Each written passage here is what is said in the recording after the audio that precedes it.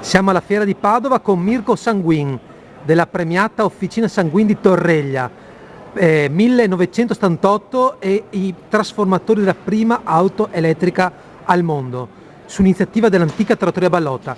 Mirko, come è venuta questa idea della macchina elettrica?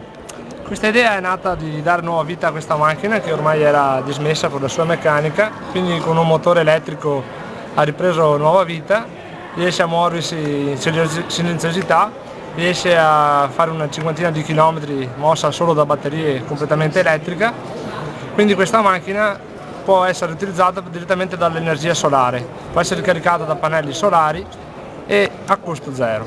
Quanto tempo ci avete messo per questo lavoro? Circa un paio di mesi. 2 mesi. Avete altre auto in programma? Sì, il contenuto è questo kit di trasformazione che si può convertire quasi qualsiasi mezzo che prima era trazione a diesel o benzina e trasformarlo convertirlo in un veicolo elettrico. Se vogliono conoscere la vostra attività e vengono a Torreglia, dove devono venire? Siamo a Torreglia, proprio sui Colli Ugani, in via San Daniele, e abbiamo l'officina. Un sito internet? Sì, www.officinasanguin.com. Bene, allora con questo facciamo dire 2 parole proprio anche al papà. Siamo molto orgogliosi di questa innovazione e ci stiamo lavorando solamente e vedremo il futuro, pensiamo che sia questo. Grazie. Grazie a lei. Vediamo l'auto, come vedete, che modello è quest'auto? Questa è una Ford. Sì?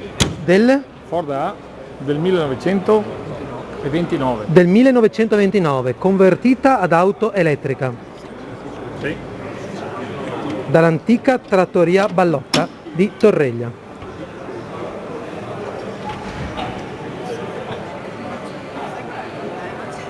C'era scritto. Non vieni fuori perché c'hai il metallo. Aspetta che monta il sito. Guarda che facciamo 7-8 foto adesso.